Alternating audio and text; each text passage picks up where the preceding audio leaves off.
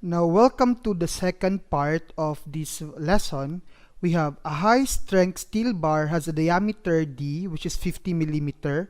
The steel has a modulus of elasticity of 200 gigapascal and Poisson's ratio, which is 0.3. What is the largest compressive load P that is permitted so that the diameter of the bar will not exceed 50.025 millimeter when it is compressed by axial forces? So we have a bar, a steel bar. So let's draw it para madali siyang maintindihan. Since the diameter is given, so we are sure that this is a circular bar, correct? And this circular bar has a diameter of 50 millimeters. The steel has a modulus of elasticity of 200 gigapascal and a Poisson's ratio of 0.3. Now the question is, what is the largest load P that can be applied so that the diameter will not exceed 50.025 millimeter? So dapat ang maximum diameter lang niya if apply natin ng load is 50.025. Now take note, since the diameter is increasing, so we are sure that this is in compression. Okay, so this one is compression since we have our diameter here increases. Okay, so we have to compute for the P. Now the problem is we do not know yet what is the deformation along the longitudinal axis. Since we know that if we apply load, so our bar would become like this one, okay? So there would be a decrease in the length, but there would be an increase in the diameter, okay? Now, however, we have given Poisson's ratio here, which we know that the Poisson's ratio is 0.3.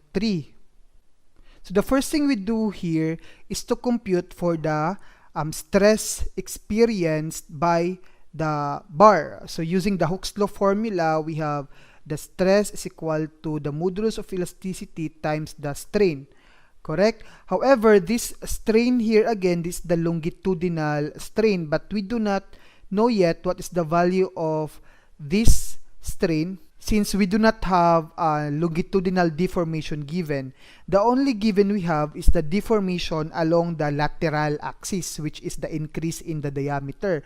So we can compute the longitudinal strain by using the Poisson's ratio formula. We have the strain of the lateral over the strain of the longitudinal. Okay? Now, the strain of the lateral is 0.3. So we have 0.3 equals to the lateral. We can compute the lateral strain, which we know that that is in tension since the lateral strain is increasing. So that is in tension. So that's positive. So we have the lateral strain, which is equal to the deformation along the lateral section over the length of the lateral. So therefore, we have the deformation along the lateral is equal to 0.025 because this is the increase in the length, correct? Or the increase in the diameter. Now and this is in millimeter, of course. Now the length of the lateral is the diameter of the bar, which is 50 millimeter. Okay, since this is the original length. So we have the lateral strain equals to 5 times 10 raised to negative 4 millimeter per millimeter. So we have the lateral strain 5 times 10 raised to negative 4 millimeter per millimeter. Over, now we know that this is negative, correct? It's negative. So we have the longitudinal strain, which is unknown. Now we know that our answer here is in terms of negative, since our longitudinal here is in compression. So we have the strain along the longitudinal is equal to negative 1.667 times 10 raised to negative 3.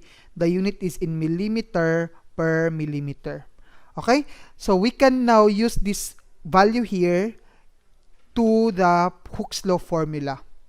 So we have the stress is equal to E over the strain.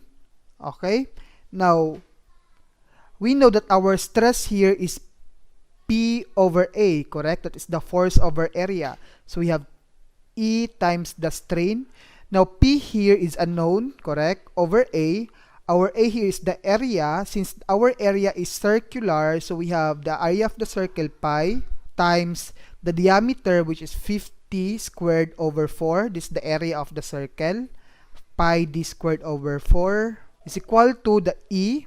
Now, we have given modulus of elasticity, which is 200 gigapascal. So we have 200. Now, to convert it into Newton, so we have to multiply it by 3. Okay? Since we have to make it sure that it is in terms of megapascal. Okay, which is Newton per square millimeter. Since we know that this one is in gigapascal, so we need to multiply 1,000 so that we have a unit of megapascal. Then, the strain here, the longitudinal strain, which is 1.667. Now, we can eliminate negative na lang, okay, since that's only used if that's compression bar or tension. Now, we know that the unit of our area is millimeter squared. The unit of this one is in Newton per square millimeter, and the unit of this one is in terms of millimeter per millimeter. Now we can actually cancel this one already, then this one, and as well as this one. So the remaining would be in terms of Newton. So we have the value of P here, which is equal to 654,498.5. This one is in Newton, so we can convert it into kilonewton since this one is quite large. So we have 654.4, let's say that's 654.5 na lang in kilonewton. So this is our maximum load P, so that the increase in diameter would not exceed 0.025. Okay, so once we exceed the value of our force, let's say if you want to apply load 700 kilonewton, that means that the increase in the diameter will be bigger. So therefore, lagpas siya sa 50.025 ang diameter natin if we apply load greater than this one. Okay? So it is useful especially if you have a casing, no casing sa bar. No, ang casing is limited lang. So that would also restrict us from putting larger loads. Okay? And this is example number 2. So we have a new example here. We have third example. A tensile test is performed on a brass specimen 10 mm in diameter using a gauge length of 50 mm. When the tensile load reaches a value of 20 kilonewton, the distance between the gauge mark has increased by 0.122 mm. What is the modulus of elasticity E of the brass? So we can use the formula, that's the deformation, is equal to PL over AE. Now we have a deformation. Since according to the question, the deformation in the gauge or the increase in the length of our gauge mark is 0.122 mm. So that would be the deformation, the increase in the length, is equal to our P here. Since we have 20 kilonewton, then we say that's 20,000 newton. Then our length, that is 50 mm, the gauge length, over the area, the cross-sectional area, we have the diameter 10, that is, we can say that's pi, times 10 squared over 4, times the unknown E. Then we have E here. The unit of E is in terms of Newton per square millimeter. Since in this case, again, we have millimeter, this one is in Newton, this one is in millimeter, and the area is in millimeter squared. Then we can cancel out millimeter, of course. So the remaining would be in Newton per square millimeter. So our E here is equal to 104,363.897 Newton per square millimeter. Or in terms of gigapascal, we could say that it is 104.364 gigapascal. So this is now the modulus of elasticity for the brass, and this is question letter A. Now for letter B, we have, if the diameter decreases by 0.0083 millimeter, what is the Poisson's ratio? So since it decreases, so we have contraction here. Since we have tensile stress, so the diameter would decrease. Tama? And in this case, our diameter is 0.0083. So we can say that our Poisson's ratio is equal to the strain at the lateral axis over the strain in the longitudinal axis or section. Then we have the Poisson's ratio. However, we don't have yet the value of the strain at the lateral. Then we could say that it is deformation over the length, and we have the deformation is equal to 0.00830 over the diameter, that is 10. Okay, so we have the strain is equal to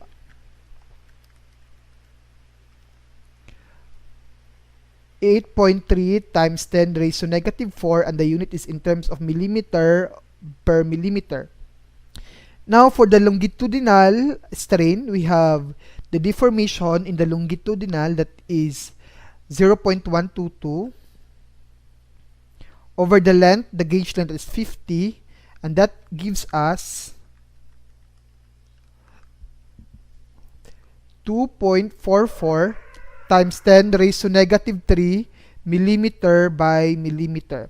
So substitute the lateral and the longitude at our equation. So we have here 8.3 times 10 raised to negative 4 over 2.44 times 10 raised to negative 3, and we have the Poisson's ratio is equal to 0.34.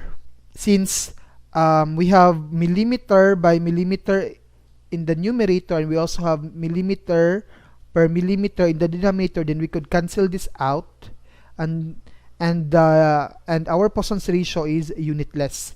So this is now our answer for letter B. We have last question. We have a circular aluminum tube of length L is equal to 600 millimeter is loaded in compression by force P, and the outside and inside diameter are 75 millimeter and 63 millimeter respectively. A strain gauge is placed on the outside of the tube to measure normal strain in the longitudinal direction. Assume that our modulus of elasticity is 73 gigapascal and the Poisson's ratio is 0.33. Letter A, if the compressive stress in the tube is 57 MPa, what is the load P? And letter B, if the measured strain is 781 times 10 raised to negative 6, what is the shortening L of the tube?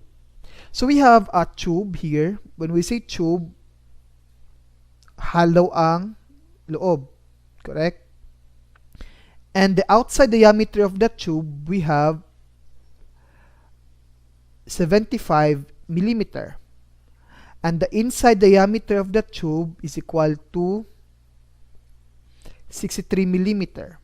Or it is being compressed at a stress of 57 megapascal. So if this our tube is being compressed by unknown load P, and then it has a gauge mark, no, in place outside of the tube, and that measures. So my gauge mark dito. Letter A asks for the load P when we have a compressive stress which is 57 MPa. So we can directly use the formula. Of course, stress is equal to P over A, where our stress here is 57 megapascal, is equal to, we have a known P, and the formula for the area, which we know that it is tube. So our area here is just the area, the solid area. So we have pi over 4, then the outside of diameter squared minus the inside diameter squared, that is 75 squared minus 63 squared.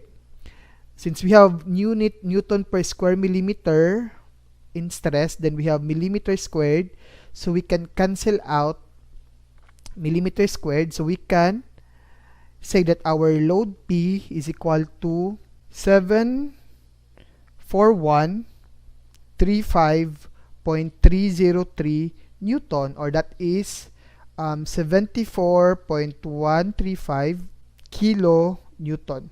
That is the load P, so that the stress in the solid region of our tube is equal to 57 megapascal. Now, the second question, or letter B, we have the shortening of the tube. And we know that the formula for deflection or deformation, that is equal to PL over AE. And you compute for the deformation, or that is deformation is unknown. We have P is 74,135 times our length is equal to 600 millimeter. That is the gauge length. This one here, this is 600 millimeter. Over the area, we have pi over 4 times 75 squared minus 63 squared times the modulus of elasticity, that is 73 times 10 raised to the 3, and then we have the deformation, that is 0.4685, and we have unit of millimeter.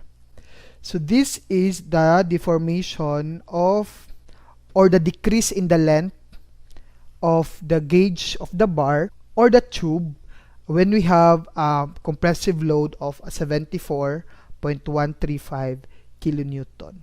So that ends for the discussion on Hooke's law, and in the next video we will talk about computation of deformation for a structural members. Thank you for listening. So for more videos, please don't forget to like and subscribe.